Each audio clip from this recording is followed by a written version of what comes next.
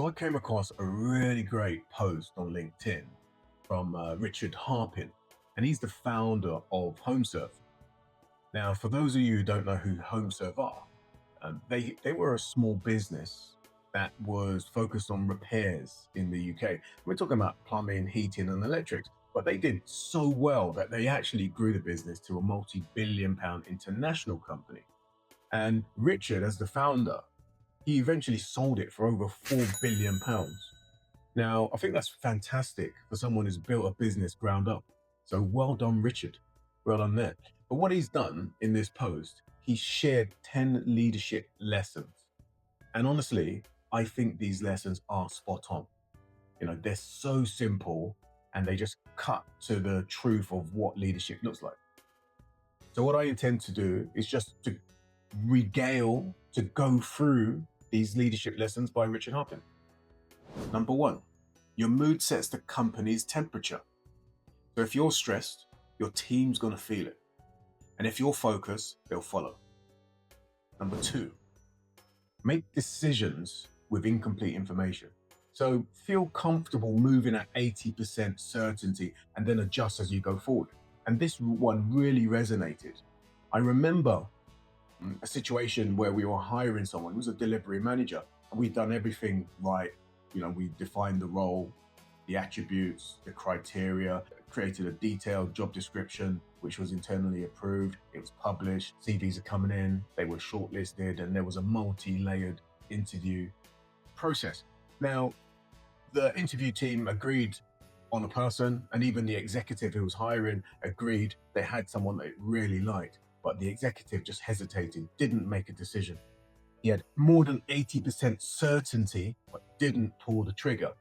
The result was we lost the candidate. The account the candidate was going to look after took a massive hit because of the wait time.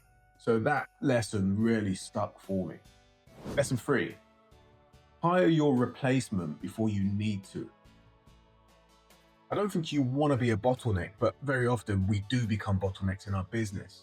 Just remember, when you become a bottleneck, the growth in your organization stops, or at least it slows down significantly. Number four, address problems before they become crisis. Today's avoidance is tomorrow's firefight. Five, build trust through small, consistent actions. Trust is earned in little things and not just the grand gestures. Six, delegate the outcomes, not the method. Especially when we're talking about professional people, you want to start telling them what success looks like and letting them find the best way to get there, not micromanaging. What you tolerate becomes your standard. Silence on poor behavior is louder than any speech about values. And again, I've seen this firsthand. I could tell you so many stories about this, but just rest assured, if you are not talking about what you want, if you are not calling out bad behavior, you're not calling out underperformance, you are co-signing it. And eight, have difficult conversations quickly.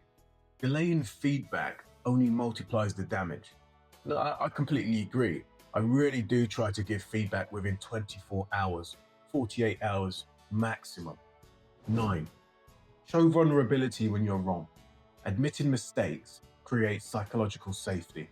10, invest in your people's growth, not just the business. When people win, your company wins. I think that's so simple. I think those 10 rules were just brilliant. As I said, they're simple. They're not over-engineered, and there's not any management jargon in there. It just hits to the truth of what it takes to build something really endearing. And Richard's done that. I think those lessons reminds us that leadership isn't about the control or complexity. It's not just about that. I think you've got to really focus on the human side of business. Discipline to stay calm under pressure is so underrated. And also the humility to listen, the courage to act when things are unclear. I wish more people in leadership positions would listen to those items. And for me, that's the heart of it. And I think, leadership is about consistent self-awareness, clear communication, and courage under fire, courage under pressure. And if you can get those simple, powerful attributes, I think it's beautiful.